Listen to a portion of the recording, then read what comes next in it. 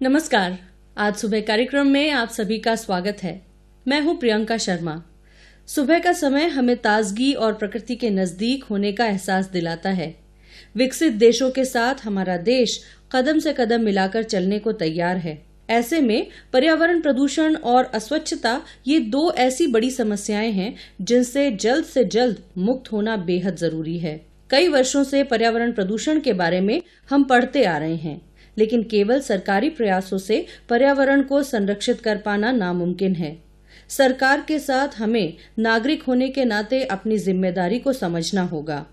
स्वच्छ पर्यावरण के साथ हर वर्ग का विकास, देश के हर क्षेत्र, हर गांव का विकास होना भी जरूरी है। ऐसा न होने की स्थिति में कोई वर्ग आगे तो कोई पिछड़े की श्रेणी में आ जाता है। गांव-गांव में विकास के लिए डेवलपमेंट अल्टरनेटिव्स नामक संस्था ने आगामी 7 अक्टूबर से एक कार्यक्रम आयोजित किया है। साथ ही ताराग्राम योजना 2015 के द्वारा भी सतत विकास के कार्यक्रम को आगे बढ़ाने का प्रयास किया जा रहा है।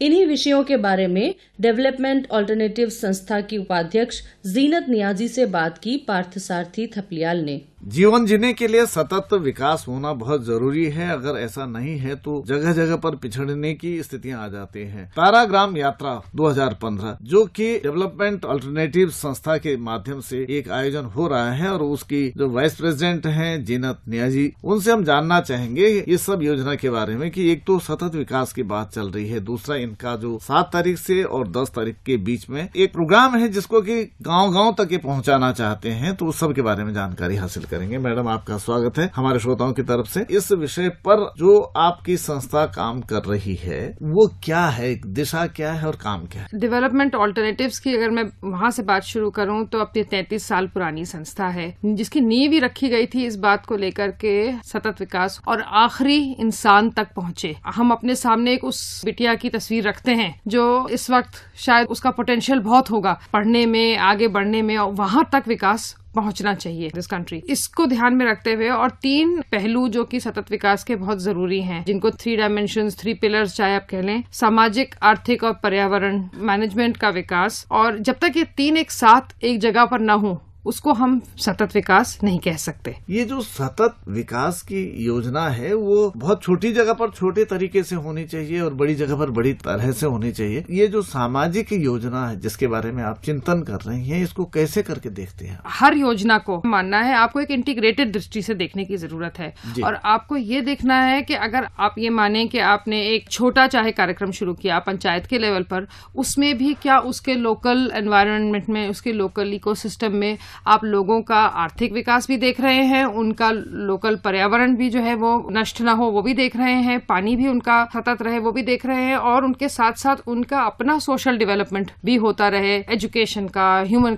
स्किल्स का, ये सब भी होता रहे। तो ये तीनों चीजें आपको एक साथ देखनी। उसी तरीके से जब हम बड़े कार्यक्रम में देखते हैं, अगर आप बड़े इंडस्ट्रियलाइजेशन, मैकेनाइजेशन के कार्यक्रमों को देखें तो इंडस्ट्री के साथ साथ क्या हम जंगलों को की नजर रख रहे हैं? क्या हम उन जंगलों में रहने वाले उन पे डिपेंडेंट जो परिवार हैं, कम्युनिटी हैं, उनके ऊपर हम ध्यान दे रहे हैं? तो उस लेवल पर भी हमको वो नजर देखने की जरूरत है। या हम अगर इंडस्ट्री चला रहे हैं तो हम किस प्रकार का पोल्यूशन कर रहे हैं जो नहीं करना चाहिए, जिससे हमारी नदियां और हमारे एयर क्वालिटी पे असर हो रहा है। तो ये एक जो तीनों पहलू हैं, इनको अगर साथ लेके नहीं चलेंगे तो कहीं ना कहीं जो है वो हमको जिस चीज को हमने छोड़ दिया वही हमारे लिए रुकावट, बैरियर बन जाएगी और आगे बढ़ने से हमें रोकेगी। 3 आपने अपने टारगेट बताए हैं जो कि एक तो आर्थिक है, सामाजिक है और जो है पर्यावरण, 3 दिए हैं। मुझे लगता है कि जहाँ सामाजिक हो जाता है तो उसमें जो है हमारे शिक्षा डेवलपमेंट के लिए तो जो है जरूरी है कि जब शिक्षित ही नहीं होंगे तो आप करेंगे क्या, और उसके अभाव में हमारे देश में जो तमाम योजनाएं हैं वो विफल भी हुई हैं।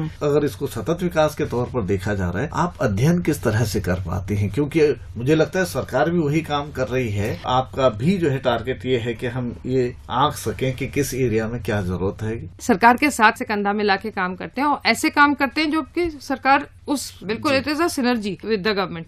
मगर इसको अगर हम लेके चलें कि हम कैसे इसको देख रहे हैं, आपने कहा गैप क्या रह गया। आप ये देखिए कि हमारे, और स्पेशली अगर मैं ये हिंदी बेल्ट अपना देखूं, कितनी आपकी माताएं महिलाएं हैं जो पढ़ी लिखी नहीं है। अब अगर हम ये कोशिश कर रहे हैं कि सब जो है वो RTE के अंतर्गत सब बच्चे पढ़ लें, मगर अगर माँ बाप को बिल्कुल भी अक्षर ज्ञान नहीं है तो वो नंबर 1 अपने परिवारों को कैसे आगे ले जाएंगे। नंबर 2, ये जो महिलाएं स्पेशली अगर आज की डेट में देखें 18 से मान लीजिए 35 साल की उम्र की महिलाएं हैं जो कि काफी हद तक जो है अपना योगदान डेवलपमेंट में दे सकती हैं, अपने अपने परिवार का, सोसाइटी का। अक्षर ज्ञान के अभाव में वो आगे नहीं बढ़ पा रही है। तो हमारा एक कार्यक्रम है तारा अक्षर प्लस, एक बहुत ही जिसको बोलते हैं ना मैजिक प्रोग्राम है। 56 डेज में वो आपको अक्षर ज्ञान, बेसिक मैथमेटिक्स और बेसिक फंक्शनल लिटरेसी तक पहुंचा देता है, इतना कि आप NIOS का एग्जाम दूसरी दर्जे का पास कर सकती हैं। उससे हमने ये देखा है, और अभी हम करीब 1.5 लाख महिलाओं को साक्षर बना चुके हैं, और हमने ये देखा है कि इस साक्षरता के मुद्दे पे उसमें से कम 50% महिलाएं ऐसी जो छोटे छोटे कारोबार अपने घर पे या कहीं पे नौकरी पे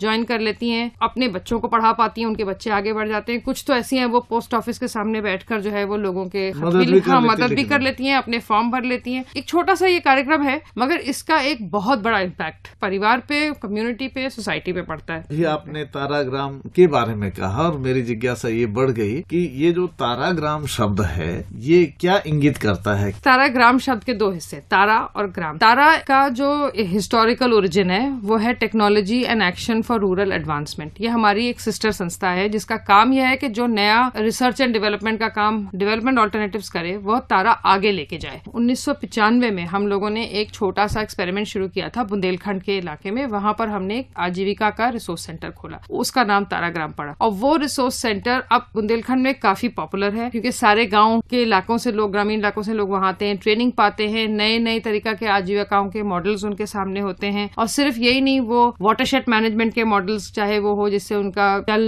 संसाधन की व्यवस्था हो सके, या खेती के तरीके हों, या जैसे नए जो ग्रामीण आर्टिजन्स हैं उनके कामों को प्रूव करने की नए मॉडल्स हैं, टॉयलेट, नए तरीके के हाउसिंग और टॉयलेट मॉडल्स की, तो वो सब वहां से इमर्ज हुआ। हर साल ताराग्राम हिंदुस्तान भर से एक टीम इकट्ठी करके हम ताराग्राम लोगों को ले जाते हैं, दिखाते हैं कि क्या हुआ, उनसे सीखते हैं, क्योंकि ये सब ऐसे लोग हैं जिन्होंने जमीन में, कहीं किसी ने बंगाल में, किसी ने कर्नाटक में, किसी ने तमिलनाडु में अपने आप काम किया है, और हम सब मिलते हैं, देखते हैं कि ये क्या काम जो हम कर रहे हैं, मॉडल्स जो आप कर रहे हैं, उनमें कहाँ पर इम्प्रूवमेंट हो सकता है, कैसे हम इसको आगे बढ़ा सकते हैं, लोगों तक ले जा सकते हैं, और कैसे इससे हम नीति को इन्फॉर्म कर सकते हैं, या फिर अच्छी पहुंचाने का क्या तरीका रहता है? माइक्रोस्कोपिकली देखें तो हम गांव में स्वयं काम करते हैं। हमारी बहुत बड़ी एक टीम है, करीब 200 प्रोफेशनल्स और कम्युनिटी वर्कर्स हैं, गांव के अपने होके, लोकल इलाके लोग हैं जो सब वहां काम करते हैं। गांव के साथ मिलकर, पंचायतों के साथ मिलकर सेल्फ हेल्प ग्रुप बनाते हैं, विमेन की फेडरेशन बनाते हैं, और उन्हीं वहीं रहते हैं, वहीं काम करते हैं। फिर ये जो मॉडल तैयार हो रहे हैं, ये जो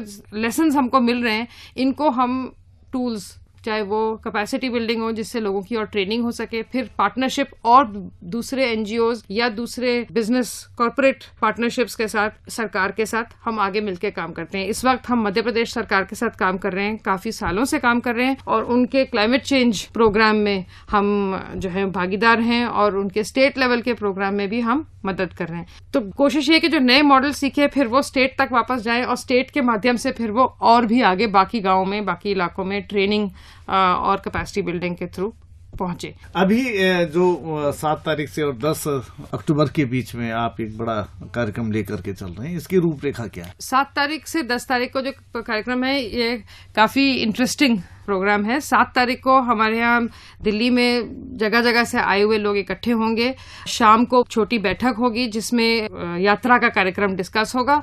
3 यात्राएं चलेंगी। 8 तारीख की सुबह सुबह एक यात्रा जाएगी बुंदेलखंड, और वहां वो देखेगी कि किस तरीके से ये पूरे जो क्लाइमेट चेंज की आजकल इतनी बात हो रही है, उस संदर्भ में जल संसाधन की कैसे मैनेजमेंट हो रहा है, और किसानी कैसे सिक्योर हो सकती है। आप छोटे छोटे खेत किसान है, किस तरीके से वो अपनी जिंदगी और अपनी लाइवलीहुड को बढ़ा सकते हैं। तो एक यात्रा वहां जाएगी। दूसरी यात्रा जो है वो बिहार जा रही है, और वहां पर रिन्यूएबल एनर्जी, सौर ऊर्जा के थ्रू वहां पर हम जो है छोटे छोटे उद्योगों को किस तरह मदद कर रहे हैं कि वो अपना उद्योग, एक तो नया उद्योग लगा सके और उद्योग को बढ़ा सके, जिससे ग्रामीण इलाके में ही मेक इन इंडिया शुरू हो सके। तो वो एक दूसरी यात्रा है। तीसरी यात्रा जो है वो दिल्ली के आउटस्कर्ट्स NCR रीजन में ही यात्रा करेगी, मगर ये एक नए तरीके से शहर को और शहरीकरण को देख रही है। ये देख रही है कि किस प्रकार बिल्डिंग मटीरियल्स के अभाव में अगर शहरीकरण बढ़ता जाएगा तो क्या होगा। तो नए मटीरियल्स, नई टेक्नोलॉजी टेक्नोलॉजी, नए तरीके से कंस्ट्रक्शन, इसका वो भ्रमण करेगी। ये यात्राएं 8 और 9 तारीख को कुल होंगी। कितने लोग इस कुल यात्रा पे निकलने वाले लोग करीब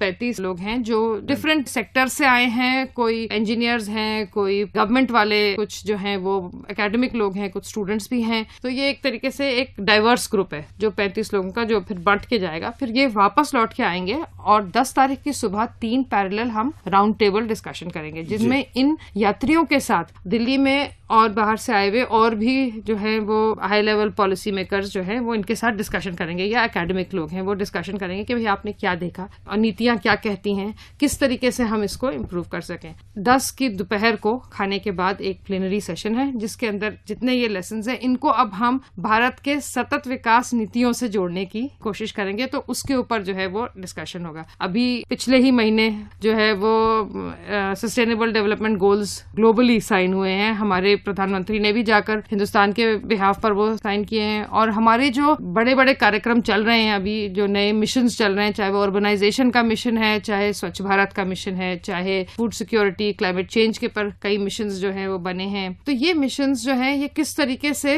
ग्राउंड लेवल पे अलाइंड है और किस तरीके से नेशनल और ग्लोबल लेवल पे अलाइंड है, तो इसके ऊपर हम चर्चा करेंगे 10 तारीख को। और निश्चित तौर से उस चर्चा परिचर्चा के बाद कोई न कोई ऐसी बात निकलेगी, जैसे कि अमृत मंथन में मथने के बाद अमृत निकल पड़ा था, तो कोई बात अमृत के तौर पर निकलेगी और उससे हमारे देश के विकास में एक नई बात और जुड़ेगी कि हम किस तरह से सतत विकास में अपनी भागीदारी तय कर सकते हैं और देश को आगे बढ़ा सकते हैं।